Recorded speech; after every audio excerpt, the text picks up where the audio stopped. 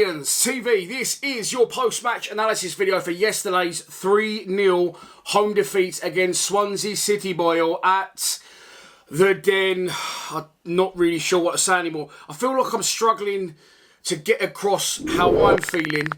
I'm going to do my best in this video though. I'm struggling to find the words, I think, to actually fully explain how I'm feeling. But I'll have a good go in this video. As always, let's kick off the show by taking a look at the 11 that Gary Rowett picked to start the match. Okay, so only one change was made from the team that drew 0-0 at West Bromwich Albion last time out. That was Tom Bradshaw, who went off injured in that game with a hamstring injury, and Kevin Nisbet was a surprise inclusion and replaced him. Murray Wallace also surprisingly fit. We was told that himself and Tom Bradshaw wouldn't be fit until after the international break, but Nisbet was playing. Was he fully fit? I'm not sure. Murray Wallace looks okay. And look, I've said this before and I say it again, 800 fans Swansea brought, only had the lower tier. Fair play to them, chasing their first away victory. They got their first league victory last week. And I felt that they made some good noise. I felt we matched them. The crowd was a little bit low from us, but to be expected. And I felt that, you know, we gave as good as we got. I thought we made for a good atmosphere in the first 10, 15 minutes. And I remember saying during my live stream, something needs to happen in this game because it feels like, you know, as I said before in previous videos, the plug has been fully pulled out.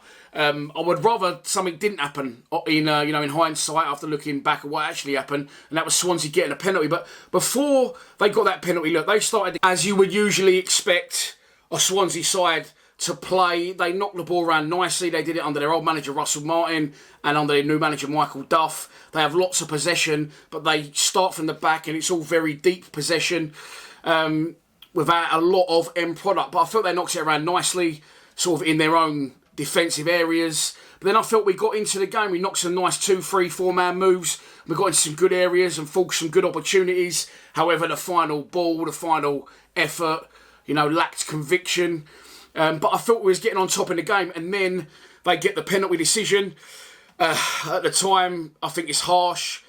And I've watched it back from all different angles. Look, first and foremost, as with our goal that got disallowed at Birmingham, it's been given. And then it's been quite a while before it's been, you know, decision changed and disallowed. In this case, allowed penalty. The ref, my argument will be for starters, not only the first point that I made, but the ref is facing the play a lot closer to it than the linesman over the far side, who has actually given the decision, and the ref's consulted him and gone on the linesman say so. The linesman was side on, you know, I'll give him that, he was side on to it. And there is contact, the guy touches the ball, he turns away from Cooper. Cooper grabs his shirt momentarily and lets go. Okay, that could be deemed a penalty in the laws of the game. However, it's a bit, you know, if you've got to have one rule for one, you've got to have it for the other. And I've seen Jake Cooper get borderline assaulted worse than that by 3 men at a time in a penalty area when he's trying to score goals for us with no penalty given. I think the guy, and I'm not saying there wasn't contact from Cooper because there was, but it was very brief. And when I saw it from behind the goal, I thought it's even more so. Cooper grabs it, lets go. The guy touches and turns away from Cooper. It's a nice turn, yes. But I think he realised very quickly in his own mind that he was either, one, going to run into Murray Wallace, or two, he'd have touched it too far away from himself to keep control of the ball. And he goes down. Penalty given.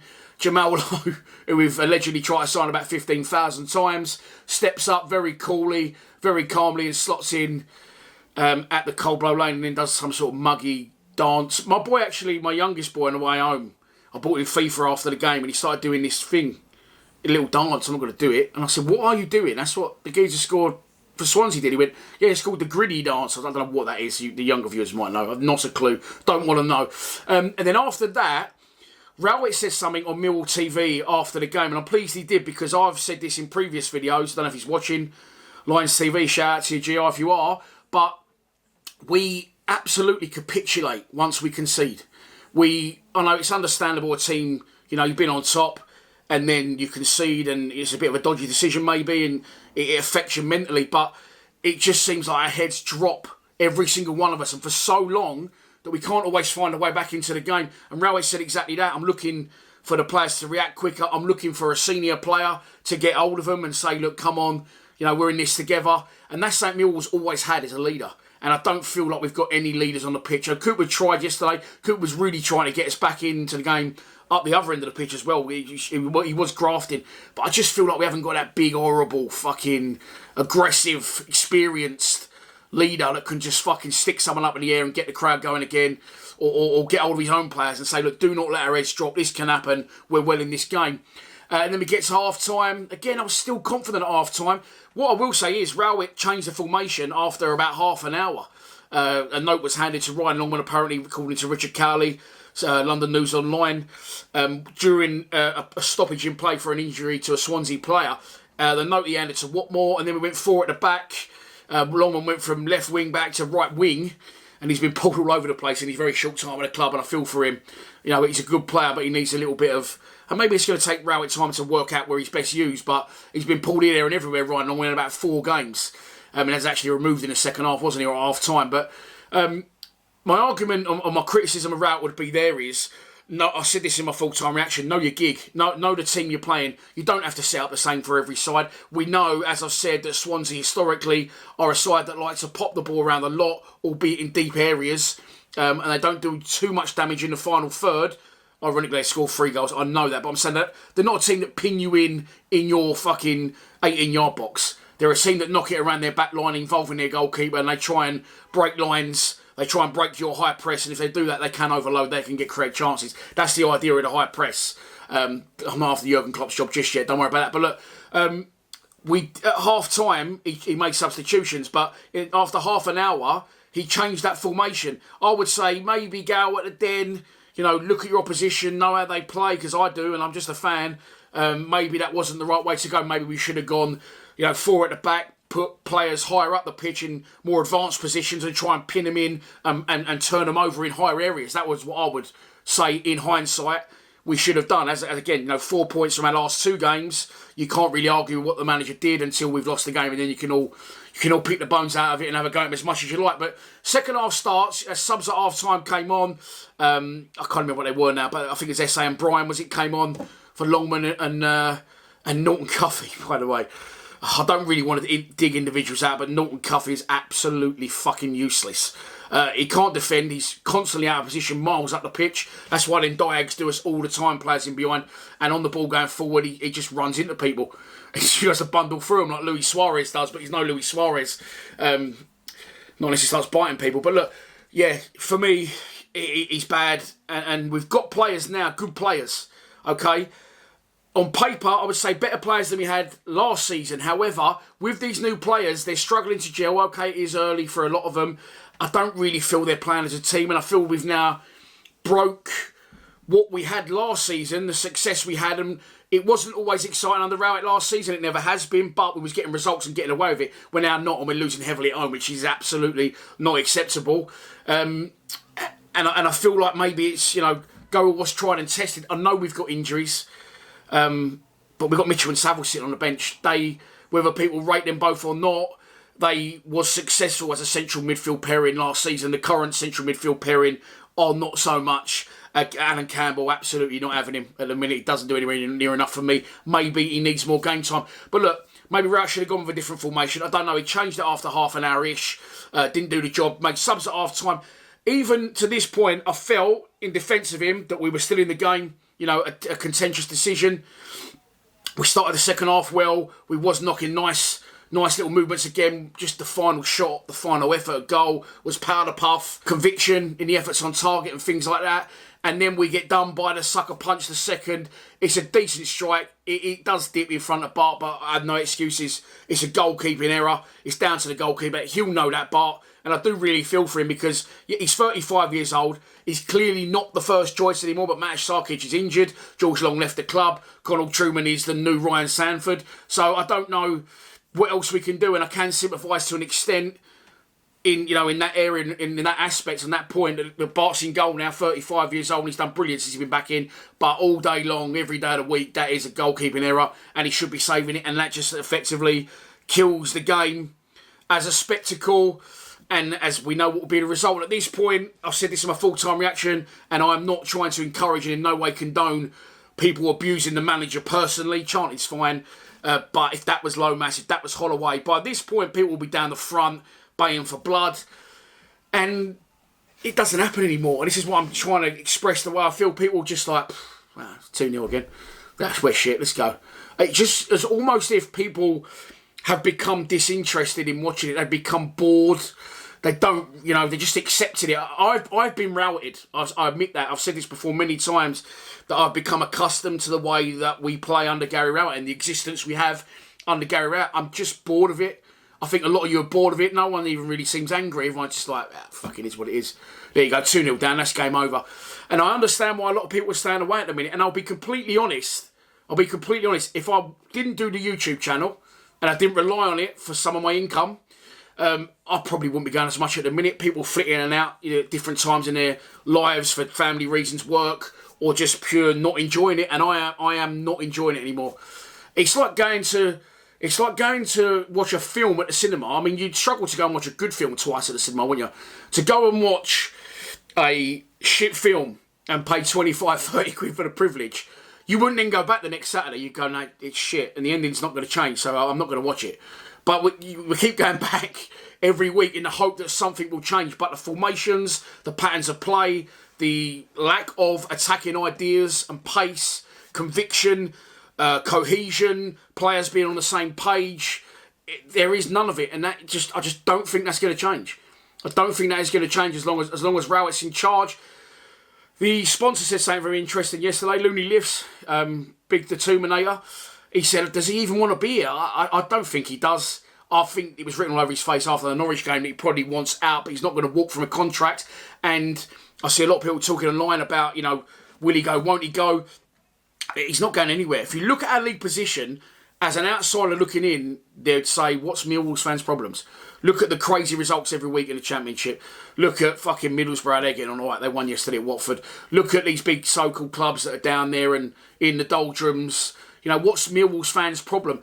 The problem is, and this is the thing, the bit I'm struggling to explain the most, is the core of our club, the ethos, the whole foundation it's built on. I'm going to put it on the screen now because I've seen some things. I'll put all of them on the screen now and you can just have a little look through there at those photos. They're just a few of the things I picked off social media over the last 24 hours that sort of sum up some of the points that I'm feeling and I'm thinking. Some good points there. I mean, that wall, the picture of the wall, the club actually posted that on their official Twitter. Now, that to me is our indent. That is our fingerprint. That is our watermark. That is what we stand for. And that is now absolutely fucking shot to pieces. They might as well paint over that and fucking put a picture of a player up or saying a legend. Terry Erlock, Les Briley. Sir Les saw him again yesterday. Called him Sir Les every week. Don't think he likes it. But he is Sir Les. You know, I don't know. That you might as well paint over that wall. That is instilling absolutely zero fear in anyone. And it is 100% at this moment in time completely untrue. But it shouldn't be, because that, again, that is the foundation that our club is built on. We are horrible to play at home. We play teams and they come away. I remember a Leeds fan a couple of years ago, he said that place is like a fucking zoo. He went, but fair play to him. There is no fear anymore. Is it the lack of fans in this stadium / the atmosphere? Well, the lack of fans are there and the lack of atmosphere is because the team are not generating anything for us to scream and shout about. This is why we don't, like I said it before, we don't have a cup run under Rowett ever, because he doesn't know how to harness that and generate it and get it over the line, generating the 12th man, which is the fans. And it's upsetting more than I'm not even pissed off. Well, I am pissed off, but I'm not fucking angry. I'm beyond that point now. And you know, but he's not going anywhere. Because as I said, as an outsider looking in, you know, look at our league position. It is what it is. It's a difficult league this year. Plymouth doing well, Ipswich top of the league. I've just seen Leicester tank fucking Blackburn 4-1. Anyone could beat anyone. There's heavy fucking defeats and wins every week for all sorts of sides. But I don't feel that we're wrong in what we're saying, because the identity seems to have gone out the club. We don't seem to be the club we once were. And I think that's very difficult to explain to a neutral. But that is how I'm feeling. I'm sure that's how a lot of you are feeling. What can Rowett do to rectify this? I don't think he can do anything. Because as I said, on paper, I think he's got good players. But I've been Rowetted. A lot of people have just walked out yesterday and went, oh, well, we're lost again. You've all been Rowetted. I think the players have been Rowetted because Alan Campbell is not a bad player, but he is for us, along with a few others. I just think it's gone stale. I just think it's time for a change. He's been the longest serving manager in the Championship. And then people will start saying, well, who saves us? Who do you get in? I don't know. There's fucking hundreds of managers out there that want the job. We need a motivator, right? We're never going to have the greatest players in the world. Although at the minute, I mean, look at Zian Fleming. What has happened to him? Duncan Watmore. Fucking loved him. What has happened to him? They seemed low on confidence. They need an arm round them. They need someone to get in and motivate them and say, this is Millwall Football Club. This is not acceptable. Losing this way at home is not acceptable. Something's got to give. You got to club together. Someone's got to go and stick an opposition player fucking 10 foot in the air and get the crowd behind us. Chase the goalkeeper down, slide in. It's better than scoring a goal at the end of times. People fucking love it. And get that aggression, get that kick, bollock and bite. Get us down the front with foam coming out of our mouth when Ben Chilwell and others are taking throw-ons. It's all gone. It is slowly being sucked out the club by Gary Rowett, but I don't think he's not going to walk because he's not fucking stupid. I wouldn't walk. Hashtag pay me. He's under contract, probably a lot of money. Will they sack him? No, I don't think they will. As I said, where are we? I don't even know where we are in the league. I think it was 11 before yesterday, knocking around 15th. You know, not a million miles off the playoffs, not a million miles from the relegation zone. So I didn't even mention they scored a third, but I will do now because, again, I think we're all pinning a lot of / too much hope on the shoulders of Romain Esse, on the shoulders of Idemo Maku. But, Gaffer, if you're going to give these boys a chance, you are absolutely slaughtering them. You're throwing them to the wolves. If you're going to give these boys a chance, give them a fucking start. Do not throw them on in a hostile atmosphere when we're 2-3-0 down and expect them to work miracles. Because I think Romain Esse felt that yesterday. I think that's exactly what he was trying to do when he got dispossessed. They broke away, overloaded us, overlapping, and scored their third goal.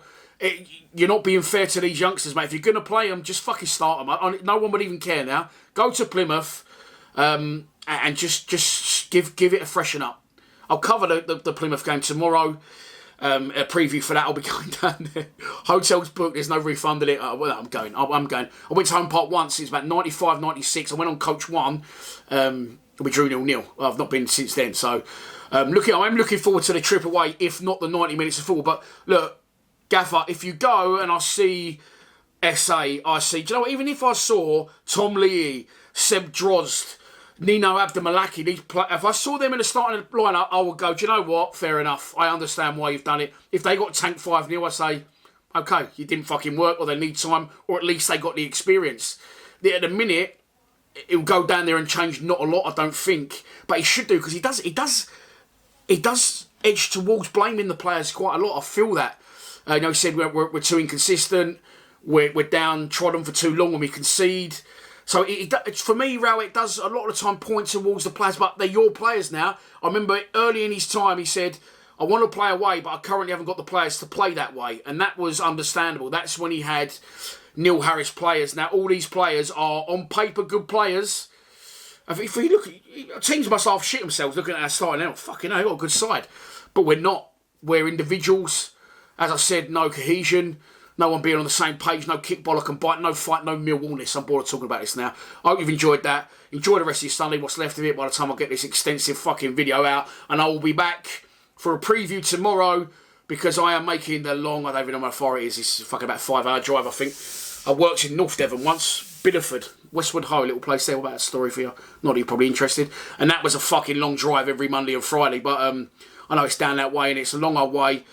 And do you know what? We'll probably can't beat fucking Plymouth. We need to beat Plymouth, not just for me and for you, but for one of our sponsors who I'm going to talk about tomorrow in the video, Jared Dawson, because he's had 2 trips over with his boy Marcus from Australia in a very short space of time, and he's seen us lose 3-0 home to Leeds and 3-0 home to Swansea. I don't know why I'm laughing, mate, because you're probably watching the show.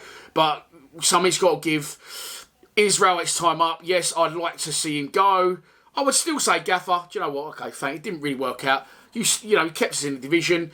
Didn't really improve us. Didn't really take us backwards. But I feel like he is now in danger of starting to go backwards. Feel like he's losing the dressing room. Feel like he's got no ideas and doesn't really know what his best 11 is or where to play them all. So I welcome it with open arms. Of course, Plymouth Tuesday, Hull at home next Saturday. If we lose both those games, then questions do seriously need to be asked during the international break. I've gone on for long enough. Please subscribe to Lions TV. Come on, you Lions.